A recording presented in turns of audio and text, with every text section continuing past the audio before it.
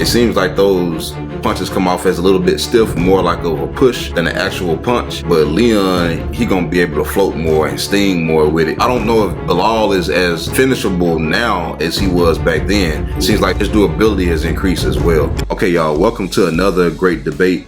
If you haven't already, don't forget to subscribe, hit that bell at the top. It means a lot to us. Like the video. If you agree or disagree with our talking points, definitely leave a comment. Watch the entire video from beginning to end, because sometimes y'all write comments about stuff that we address later on in the video. Yeah, definitely stay tuned to the end, because the talking points, they get better as time goes on, and we play like a devil's advocate type of role, and also me and you don't agree on all the same talking points, so definitely a lot of good content. Stay tuned to the end, but let's go ahead and dive into it. I'm just gonna cut straight to the chase and ask the question: do you believe that Belal Muhammad has done enough to earn a title fight? I think he's done enough to deserve a title fight, but he's not going to get one, if that makes sense. Why wouldn't he get one? Because I think people want to see Shavkat versus Leon.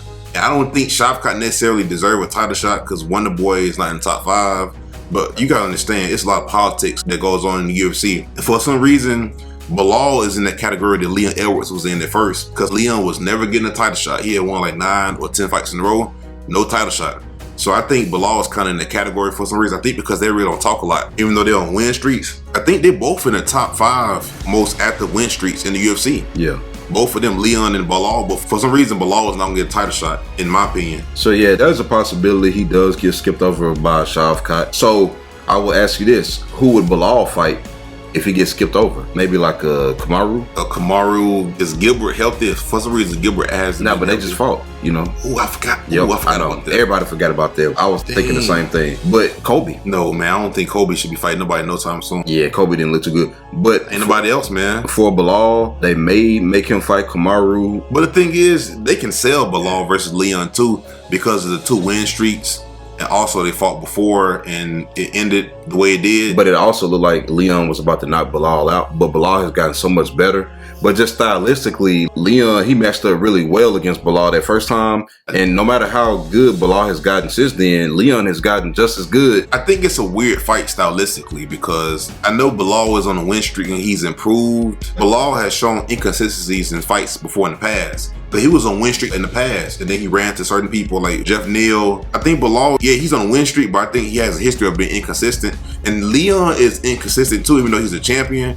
And when I say inconsistent, I mean that takedown defense is inconsistent. So we don't know which version of either fighter that we're going to get. We don't know if we're going to get the great takedown defense of Leon Edwards, because his takedown defense is 70%. That's okay, you know, but is that enough to beat somebody like Belal, even though he just beat Usman and Colby? But at the same time, Usman wasn't as aggressive in the third fight as he was in the first 2 fights. And for some reason, Colby just didn't really do much. He didn't really do enough, even though he probably couldn't. So we're going to see which one of these guys has really improved. Doesn't make sense. Well, they both have, but I see what you're saying. Has Belal been able to improve his style to where he can make it competitive, because Leon was doing him filthy in the first fight? You know, for some reason, the wrestlers he fought against, it wasn't as aggressive as they normally are. But is that a coincidence that these super aggressive wrestling types that Leon has fought recently, they've not had that much success with the grappling? That ain't a coincidence. Maybe that's because Leon's stand up and his angles and his distance and control plus the takedown defense is what's forcing these guys to kind of have to stand up with him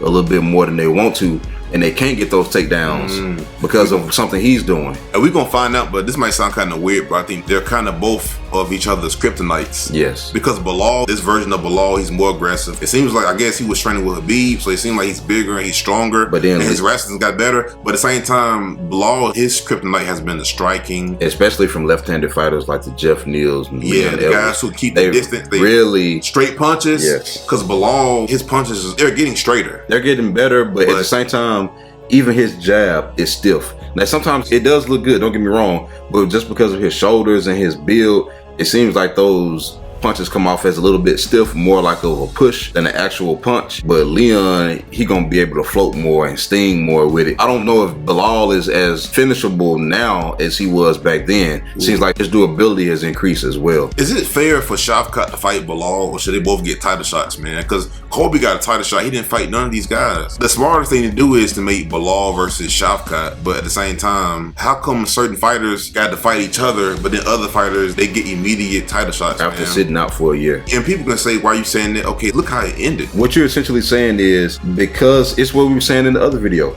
Yeah. Because he decided to sit out, Colby being the he, because he decided to sit out for a year and a half or however long it was, when we get into fight night, he's not firing on all cylinders. He looks like he has ring rust. He looks, oddly enough, kind of out of shape, if I'm being honest. And he looked injured. And some people were saying how his wins come over guys who are a little bit past their prime. You know what I mean? So Robbie Lawler, the RDAs, the people who historically they've struggled against wrestlers anyway. And after they fought Colby, they wasn't in the UFC no more. So, and that's not Colby's fault. But the thing is, Colby, he don't have solid wins recently over people in the top 5. Yes. That's what I'm saying. Yes. And it kind of showed it. But back to the Belal and the Shavkat, man, it sucks, bro, because those are the only 2 people who was worth talking about. I guess if Gilbert can get another finish, I guess Usman in there too, man, but he coming off a loss to Hamza. I think the best thing to do is they need to make Usman versus Belal. Usman, he would have did a little bit better than Colby did. And then obviously Leon got 2 wins over him, but one of those fights that he was losing, because I went and looked at the significant strikes. Now Usman, he was outstriking Leon bad, man. It was almost like 2-1. But I think because Usman, even though he lost the second fight, he was winning up until he lost. You know what I mean? And the fact that he's a former champion, you probably got to get Usman versus Belal. And then let Shavkat get one more fight, man. Because he did beat Wonderboy, and he matched up good against Wonderboy. You know what I mean? Stylistically. But we've never seen nobody really grab Wonderboy like that. People getting closer and closer to finish him, man. No, but the thing is, for him to be able to control him on the ground like that and then submit him so fast, man, we've seen people finally get a takedown on Wonderboy. They couldn't really do anything with it. He popped back up. But you said the other day, you said Kevin Holland probably should have beat Wonderboy. Wonderboy probably should not have won the fight. Yeah. For whatever reason, they made a gentleman's wager that if the fight hit the ground, Kevin would stand back up. And that's probably what lost him that fight, because he did have Wonderboy hurt at one point in time. You know what I want to see, man? I'm ready for these up-and-coming guys in the welterweight division, like Jack Della. But he's fighting Gilbert Burns. He's going to lose that one. Yeah, Michael Morales probably like a year away from fighting these guys. He's not even in the top 15 right now. You still got Sean Brady. He's the only other person who's even worth talking about, man. Renat is at number 15, but he's still got a way to go. You know who I think should fight Leon next? Who? The lightweight champion in the world. Oh no, let's go there. Let's go. Because the funny thing is, I would rather see him versus Islam than him versus Shavkat. Don't deserve a title shot, if I'm just being honest. He just need one more fight. Yeah, at the very least. Look at Leon, bro. He had to go years being undefeated to get a title shot. Shavkat don't deserve a title shot. Usman kind of come off a loss, even though it was close. It was controversial. And Colby come off a loss. And Belal just not gonna get it just because he's Belal. He don't really sell his stuff like he's supposed to. Yeah, and he come across as corny and cringy, and he does have somewhat of a name now, but at the same time, I don't think his name is something that people see on a pay-per-view and say, I want to buy that. Belal be winning fights, win each round 10-8, and nobody even talk about it. He be dominating opponents, man. It's like, hold on, nobody's even talking about Belal. But that Islam versus Leon sounds very interesting. And I don't know if it's true, man, because it is what it is. If it happened years ago, but it was a rumor that Islam was dominating Leon when they was training together. But the reason why I don't want to see it is it's built-in excuses already. Because then, if Leon beat Islam, you beat a lightweight, we'll just beat a featherweight. You know what I mean? There's so many built-in excuses, bro. And then we don't really want to see people fighting for another championship belt when they're already the champion. We already saw Vote lose. It's like, well, we don't want to see that for a whole another year or year or two, man. Kind of put a bad taste. But I think Islam probably put up the best fight out of everybody else. And the funny thing is, remember Colby was talking to us about Islam before the fight, and we know how that fight would end now. He would have got finished. Islam would have finished Colby. Because Islam definitely would have took Colby down. He's more aggressive than Leon. He's like the opposite. Because some kind of way Islam, the finish come to him. I don't know what's going on with the welterweight division. Nobody really stands out right now, a true #1 contender. But speaking of contenders, just to segue a little bit, you know MVP signed with the UFC. He's fighting Kevin Holland. You think MVP can maybe climb the ranks pretty high because of his name? It depends on who he fight against, man. They giving him Kevin Holland, so automatically, I mean. But the thing is, in the UFC, your takedown defense and grappling defense is going to get tested. Because even like Hector Lombard, he came to the UFC and people was fighting him a certain way. You know what I mean? It don't matter how good of a grappler you think you are, people gonna fight you a certain way, man. We know Sean Brady fight against Michael Venom Page. We know what he gonna do, you know? So, 100%. No, that's real. Honestly, man, this is a different level. And then MVP not even undefeated no more, man. He got a couple losses. He got a couple L's. Well, he got a couple losses on his record, and where it's like, man, you come to UFC,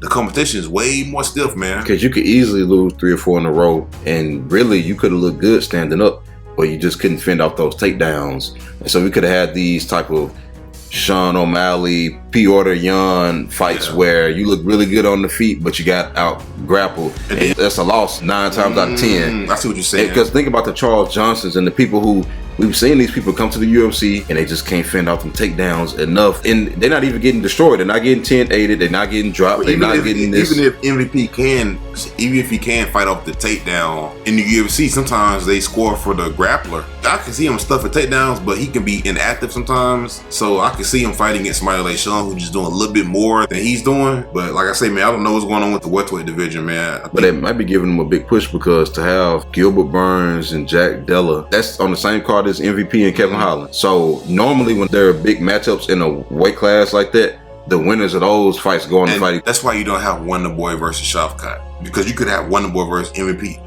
You could have Wonderboy versus some of these other guys like Jack Della. You know, Wonderboy versus some of these other guys. So it's like, because Wonderboy coming off a loss, how many other strikers you got in the top 10? You get what I'm saying? Luckily, Leon a champion, man. So like, you got guys Usman, Belal. I hate to say it, man, but these guys, man, they ain't really trying to stand up with you. It's taking away from the excitement of some of these fights.